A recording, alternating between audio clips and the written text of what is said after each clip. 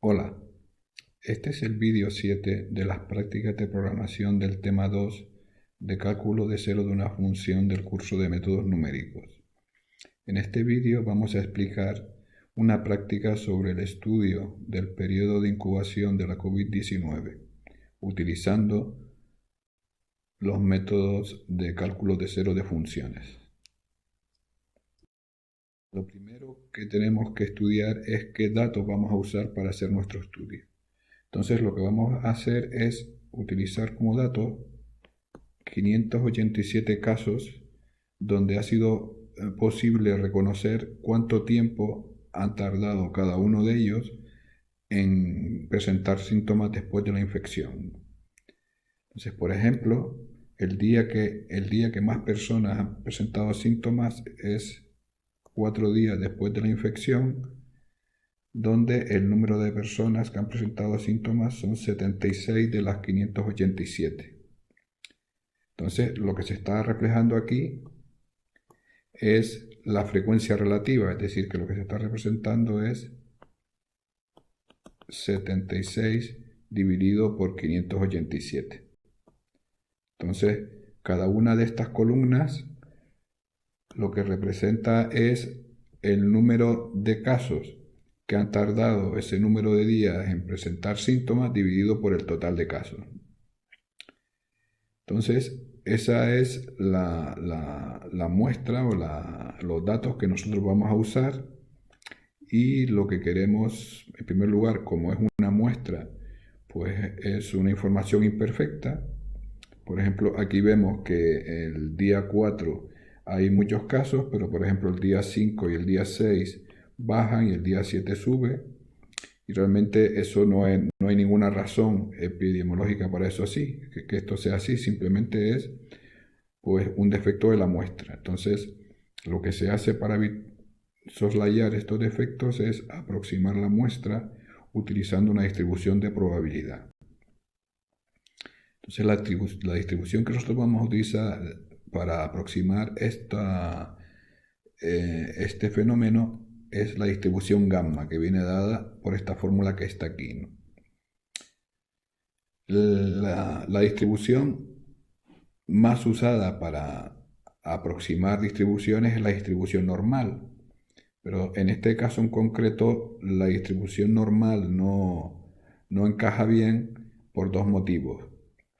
En primer lugar, porque aquí la distribución normal es una distribución simétrica, y aquí lo que vemos es que inicialmente sube muy rápido, digamos, el número de casos que presentan síntomas, pero después ya baja mucho más suavemente, con lo cual no es una distribución simétrica. Y por otro lado, la distribución normal tiene lo que se llama soporte infinito, es decir, que la probabilidad de que suceda algo es mayor que cero en cualquier caso, es decir, que tendríamos que la probabilidad de que presente síntomas antes de tener la infección sería mayor que cero, lo cual es imposible presentar síntomas antes de tener la infección. Entonces, por eso se buscan otro tipo de distribuciones de probabilidad, en este caso la gamma, que tiene la flexibilidad, como se ve aquí en esta línea negra, de que inicial parte de cero, no tiene valores negativos, y luego pues tiene este fenómeno de que sube rápido y luego baja más suavemente, ¿no? Entonces la distribución gamma pues es una distribución que depende de dos parámetros, alfa y beta. Entonces lo que tendremos que hacer es calcular alfa y beta para que la distribución se ajuste lo más posible a la distribución de probabilidad que nos interesa. Entonces, los pasos que vamos a realizar en la práctica van a ser, en primer lugar, pues tendremos que leer la muestra con la frecuencia de casos HK. HK es, digamos, el número de esos 587 casos estudiados, pues el número que corresponde a cada día, es decir, para k igual a 0, tendríamos los que presentan síntomas el mismo día que la infección, para k igual a 1, los que presentan síntomas un día después de la infección, etc. Entonces, a partir de esa muestra de casos, pues habrá que calcular la media y la varianza muestrales. Entonces, para eso utilizamos esta fórmula, donde tenemos que tener en cuenta es que los h sub k son frecuencias y los valores que sobre los cuales nosotros calculamos la media y la varianza, pues son los tiempos que tardan en presentar síntomas, que en nuestro caso sería pues los valores k en el sumatorio, es decir, que para k igual a 0, h de 0 representa cuánto presenta síntomas el día 0, k igual a 1, etc. Entonces, la media se calcula de esta manera, donde h de k es la frecuencia y k es el valor que toma la distribución. Y de la misma manera, pues calculamos pues, la varianza utilizando esta fórmula que está aquí. Y de esta manera tendríamos la media y la varianza muestrales. Una vez que tenemos la media y la varianza muestrales, pues lo que hacemos es ajustar los parámetros alfa y beta para que se cumpla que la media y la varianza de la distribución gamma sean las mismas que la media y la varianza muestrales. Y calculamos alfa y beta para que eso se cumpla, ¿no? Fíjense que aquí, además de alfa y beta, aparece un parámetro que es D en la distribución, que ese parámetro pues se calcula a partir de alfa y beta, simplemente es un parámetro que se ajusta para que la suma de las probabilidades de todos los sucesos, la suma de las probabilidades sea 1, ¿no? Es decir, que esto es un factor de normalización de la distribución de probabilidad. Una vez que tenemos el alfa y el beta calculados, ya tenemos nuestra distribución gamma completamente determinada y a partir de ahí, pues lo que vamos a hacer es calcular con los métodos de la bisección y Newton-Raphson. Cuando la distribución gamma vale 0,01, que es el caso que vamos a considerar como referencia para decidir cuándo empieza y cuándo termina el periodo de incubación. Y también vamos a calcular, utilizando el método de la bisección, pues dónde toma el máximo la distribución gamma, es decir, en qué día hay más probabilidad de presentar síntomas. Entonces, para eso utilizaríamos pues que una función alcanza el máximo pues en puntos donde la derivada de la función vale 0, ¿no? Entonces, ya entrando ya en detalle de cómo se implementa esto en la práctica, pues en primer lugar vamos a ver las funciones de la librería que vamos a usar, que ya están implementadas. Entonces lo que vamos a tener es una función a la que vamos a llamar y nos devuelve el valor de la distribución gamma, una función que nos devuelve el valor de la derivada de la función gamma, luego una función que nos calcula a partir de la media y la varianza muestral, que serán los datos de entrada, nos va a calcular el alfa y el beta de la distribución gamma, una función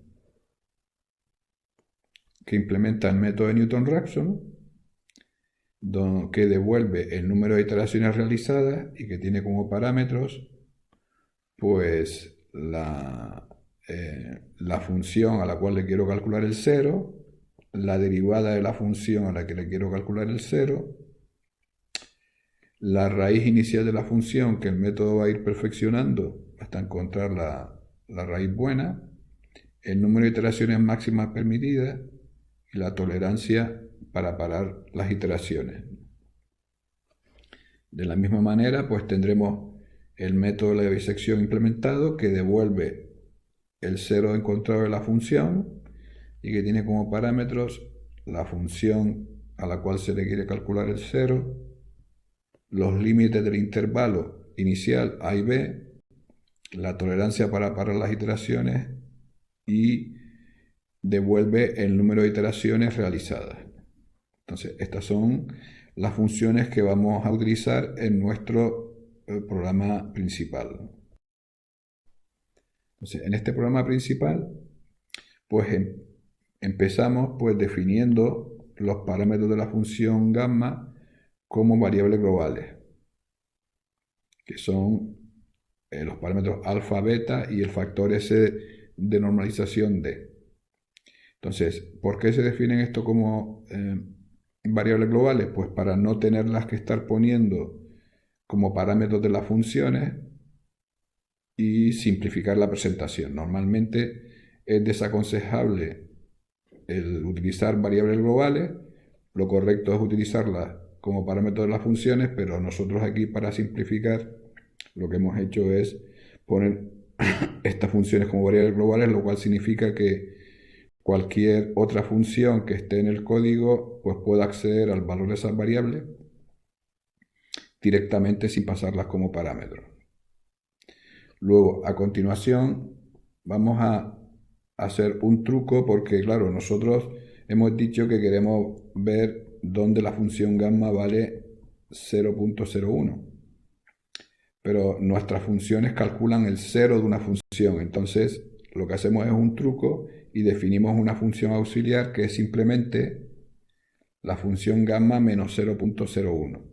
De esta manera, cuando calculamos un 0 de f, es como si estuviésemos calculando un x donde gamma de x vale 0.01.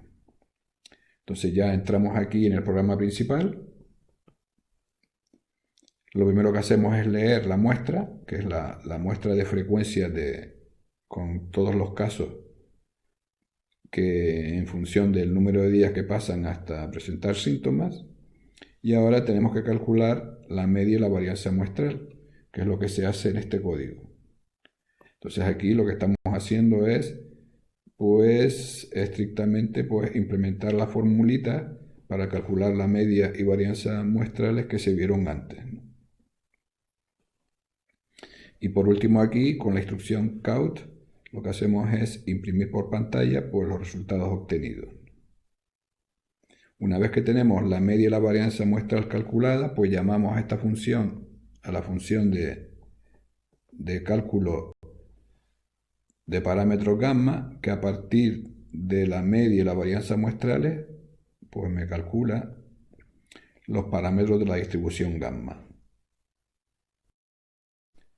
Bien, una vez que tenemos la función gamma definida, pues entonces lo que voy a hacer es llamar a la función al cálculo del cero de la función f auxiliar esa que definimos utilizando el método de Newton-Raphson, ¿no? Entonces aquí definimos los parámetros que necesitamos, uno de los parámetros que necesitamos para llamar a la función, que es el número de iteraciones máximas y tolerancia. Esto ahí no tiene por qué ser exactamente iguales a ese, se pueden tomar otros, estos son solo una referencia, ¿no? De la misma manera, entonces ahora vamos a llamar dos veces a la función de Newton-Raphson. Una para capturar donde vale 0.01 la función gamma por la parte inferior y otra por la parte superior, ¿no? Entonces, aquí definimos como valor inicial 0.1 y ese es el valor, la raíz inicial que nosotros vamos a perfeccionar, ¿no? Llamando a la función de Newton-Raphson para calcular 0. Entonces, de nuevo, pues este valor no tiene por qué ser 0.1, puede ser valores distintos, lo importante es que no esté muy lejos del valor al que queremos alcanzar para que el método de Newton-Raphson pues vaya bien y vaya a la raíz que corresponde, ¿no? Entonces aquí estamos llamando a la función y como vemos le estamos pasando como parámetro la función f, le tenemos que pasar la derivada, pero la derivada es la derivada de la función gamma, la raíz inicial, número de iteraciones máxima y tolerancia. Y lo que nos devuelve es el número de iteraciones realizadas y en x0 estará la raíz actualizada. Ahora volvemos a hacer lo mismo, pero cambiando el valor inicial, que ahora lo ponemos x1 y lo ponemos por la parte alta, es decir, x1 igual a 20 para que el método me calcule la raíz que está por la parte alta, ¿no? Y volvemos a hacer exactamente lo mismo. De la misma manera, pues aquí lo que estamos haciendo es imprimir por pantalla pues, resultados obtenidos. Ahora hacemos lo mismo usando el método de la bisección. Entonces, para ello, lo que voy a hacer es, tengo que definir un intervalo donde esté la primera raíz y un intervalo donde esté la segunda. De nuevo, esto se puede hacer de muchas maneras. Yo aquí lo que he hecho es coger como A el valor 0.1 y como B la media muestral, porque ese primer 0 va a estar entre un valor muy pequeñito y la media, ¿no? Entonces llamo a la función mn bisección que me devuelve la raíz que se encuentra en ese intervalo y le paso como parámetros la función f, el intervalo, la tolerancia y el número de iteraciones, que es de un parámetro de entrada-salida que me va a devolver las iteraciones realizadas. Imprimo por pantalla lo obtenido y ahora hago lo mismo para calcular la raíz de la parte derecha, que corresponde entonces para eso cojo como intervalo pues A igual a la media y veo un valor alto que ya esté a la derecha del valor buscado, ¿no? Entonces de nuevo llamo a la función bisección con estos nuevos parámetros e imprimo el resultado. Por último, calculamos el máximo de la distribución gamma utilizando el método de la bisección. Entonces para eso lo que hacemos es defino un intervalo. Entonces el intervalo que voy a definir va a ser A igual a x0 y B igual a x1, que son justamente los valores por debajo y por arriba donde la distribución vale 0.01, porque el valor donde alcanza el máximo va a estar seguro ahí en medio, ¿no? De nuevo, yo podía haber cogido valores a mano, podía haber hecho A igual a 0,1 y B igual a 20, y también me funcionaría, ¿no? Entonces lo que hago ahora es llamar al método de la bisección, pero como yo quiero calcular el máximo de la función, lo que tengo que calcular es el cero de la derivada. Entonces por eso llamo al método de la bisección llamando con la función de la derivada de la gamma, que es gamma p. Y pues imprimo los resultados, ¿no? Con las funciones que tenemos, nosotros no podemos utilizar el método de Newton-Raphson para calcular el cero de la derivada. ¿Por qué? Porque necesitaríamos la derivada segunda de la función gamma, porque en el método de Newton-Raphson hace falta la derivada segunda de la función. Y la derivada segunda no la teníamos implementada en la librería, ¿no? Tendríamos que haberla puesto en la librería para poder usarla, ¿no? Por eso el máximo solamente lo calculamos con el método de la bisección, ¿no? Entonces, a partir de los resultados que obtenemos, las conclusiones del estudio son, por un lado, que la media de días que se tarda en presentar síntomas después de la infección es 7.42 días, con una varianza de 17.94. Que cuando calculo los parámetros de la función gamma en función de la media y la varianza calculada, pues me salen estos valores para alfa, beta y el valor de normalización de la distribución. Que cuando aplico el método de Newton-Raphson para calcular la primera raíz, pues me sale que la raíz es 0,66, eso significa que la función gamma va a valer 0.01 en 0,66 días, es decir, 0,66 días después de la infección, que ha necesitado 5 iteraciones para converger el método Newton-Raphson y que cuando evalúo gamma en x0, es decir, en ese valor vale 0.01, que es decir, que está bien calculado. Lo mismo para la raíz por la derecha, me sale 16.9 días después de la infección, que es digamos, la parte alta donde se presentan síntomas, que el número de iteraciones es 6 y que gamma x1 es 0.01. Es decir que, siguiendo este criterio, pues diríamos que las personas en su gran mayoría presentan síntomas pues entre 0,66 días y 16.90 días después de la infección. O sea, ese es el rango donde la gran mayoría de personas van a presentar síntomas, ¿no? Y que la media que se tarda en presentar síntomas son 7,42 días, ¿no? Con el método de la bisección obtenemos los mismos resultados para los valores de los ceros, pero tardamos más iteraciones, como hemos visto en clase. De teoría, el método de la bisección es más lento y por lo tanto necesita más iteraciones para converger, ¿no?